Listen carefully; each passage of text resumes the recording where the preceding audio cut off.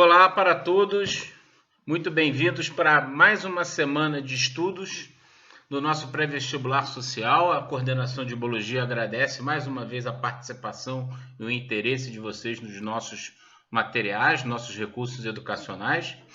E nesta semana nós vamos iniciar o tema membrana plasmática, as membranas celulares.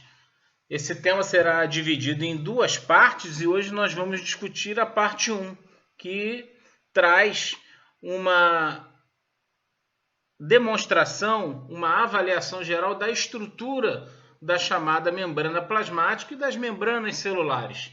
Assunto este para os alunos do pré-vestibular social, que está no capítulo 15 do módulo 2. É importante a gente relembrar que a estrutura de uma célula eucariótica, vamos pensar na célula eucarionte, que são as células que fazem parte do nosso corpo, é formada por três partes gerais, de uma maneira geral, nós podemos dividir uma célula em membrana plasmática, em citoplasma e núcleo. Evidentemente que dentro do citoplasma existe um conjunto de organelas que vão desempenhar uma série de funções importantes. Nós já temos vídeos anteriores discutindo a diferenciação de células procarióticas, células eucarióticas. Discutimos já algumas organelas, como a mitocôndria, cloroplastos. Então, essa discussão de funções das organelas já vem sendo discutida ao longo de vídeos anteriores e, evidentemente, nós acreditamos em contato com os seus mediadores.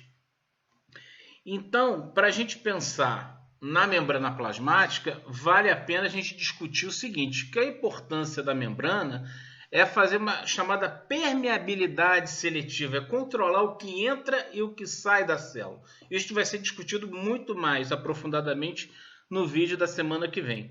Mas todas as membranas, a membrana plasmática, as membranas que estão dentro da célula que compõem as organelas, possuem uma estrutura semelhante, rica em lipídios, em gorduras, portanto, em proteínas e em carboidratos.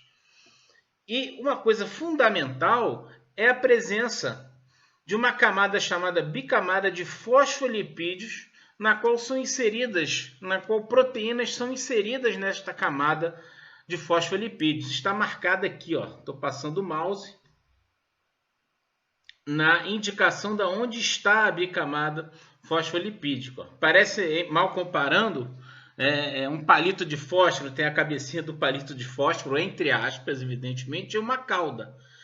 Essa estrutura, essa bicamada fosfolipídica, ela é fundamental porque ela vai estabilizar a estrutura dessa membrana celular, dessa membrana plasmática, e vai deixar esta membrana, ela é flexível, torná-la flexível, não é uma estrutura rígida, mal comparando de novo, como se fosse uma parede de uma casa. Podemos imaginar, por exemplo, uma bolha de sabão. Imagine uma bolha de sabão em que você olha a bolha de sabão se movimentando constantemente. Então, isso torna essa membrana fluida. Por isso esse termo de mosaico fluido, essa terminologia.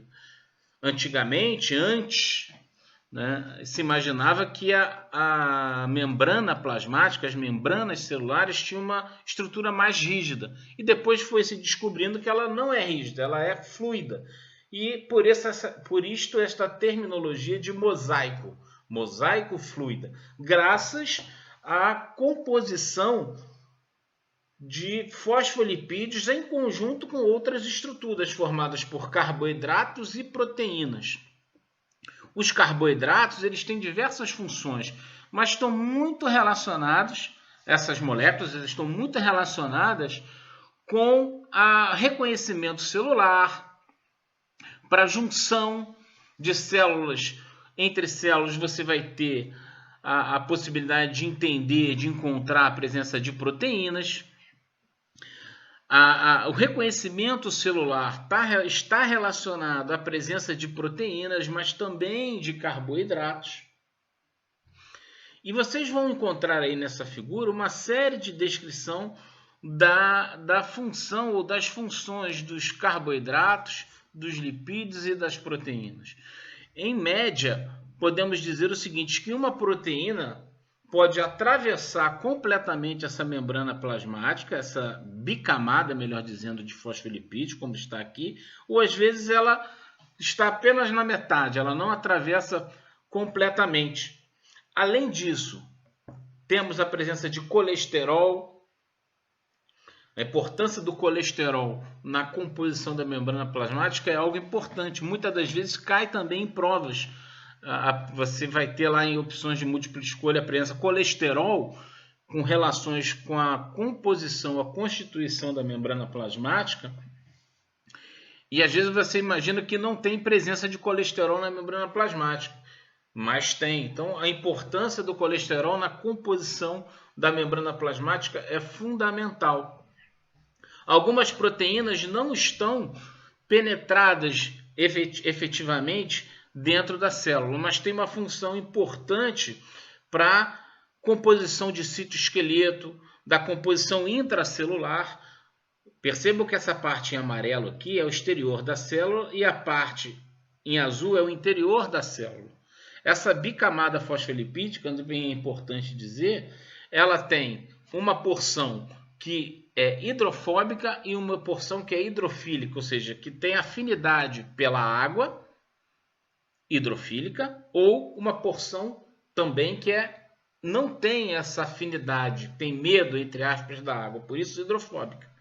Isso é fundamental nos processos de permeabilidade seletiva, de interação dessa membrana plasmática com o exterior da célula e com o interior da célula, com o citoplasma celular e com o meio exterior.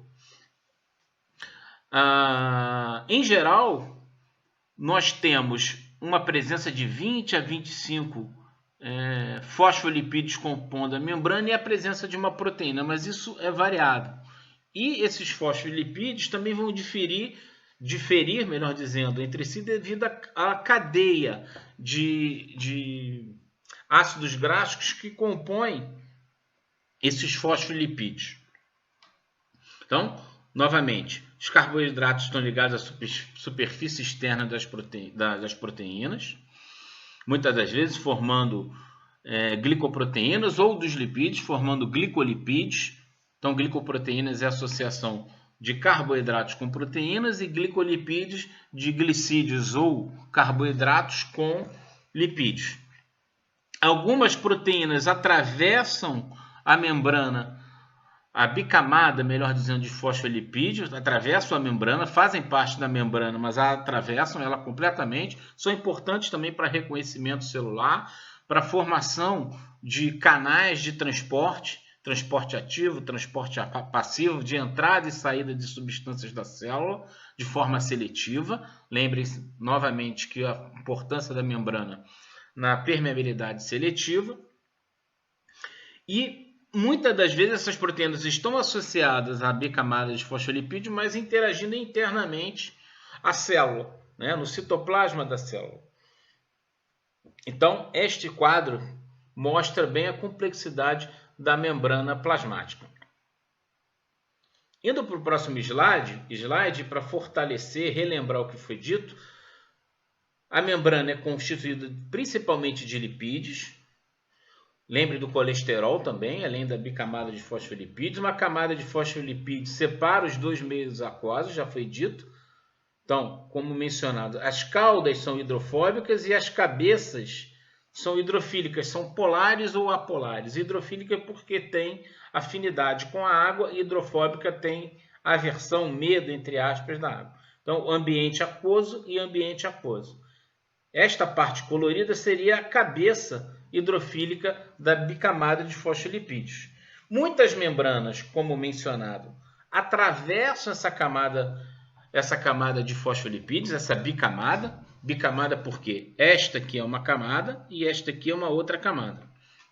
E algumas proteínas não penetram na membrana, mas têm uma diversidade de funções, como reconhecimento celular, formação de canais de transporte e muitas outras funções que nós vamos discutir na aula da semana que vem. E os carboidratos têm uma importância fundamental de reconhecimento celular, formando glicolipídios, ou seja, associação de carboidratos ou glicídios com moléculas de gordura, com lipídios, ou com proteínas, associação de glicídios com proteínas.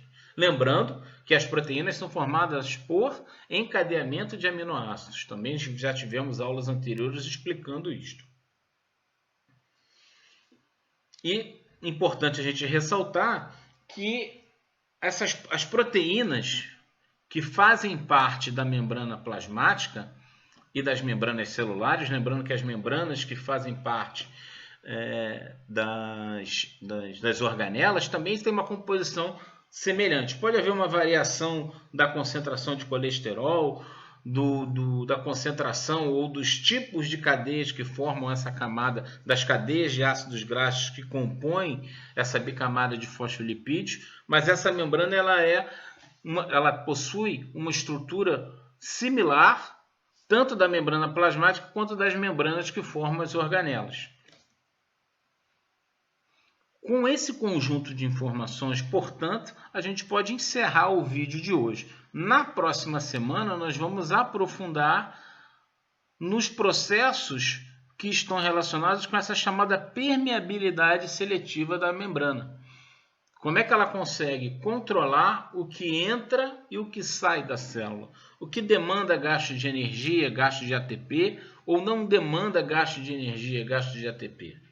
Processos como fagocitose, pinocitose, difusão, osmose, transporte ativo, transporte passivo, são alguns temas, alguns assuntos que vão ser discutidos na semana que vem, quando a gente vai aprofundar o detalhamento dos processos de transporte por meio da membrana plasmática. Por isso, eu gostaria, então, de relembrar a vocês a importância de acompanhamento de conteúdos escritos da material didático disponível. Leiam esses capítulos, desenvolvam as atividades e os exercícios dos capítulos, sempre eu vou repetir isso, e aprofundem o conhecimento discutido nesse vídeo, apresentado nesse vídeo, essa introdução, com o seu mediador. Um grande abraço e até a semana que vem, com a continuação e o encerramento desse tema membrana plasmática do nosso curso de Biologia do Pré-Vestibular Social da Fundação CCERJ. Até a próxima. Um grande abraço a todos.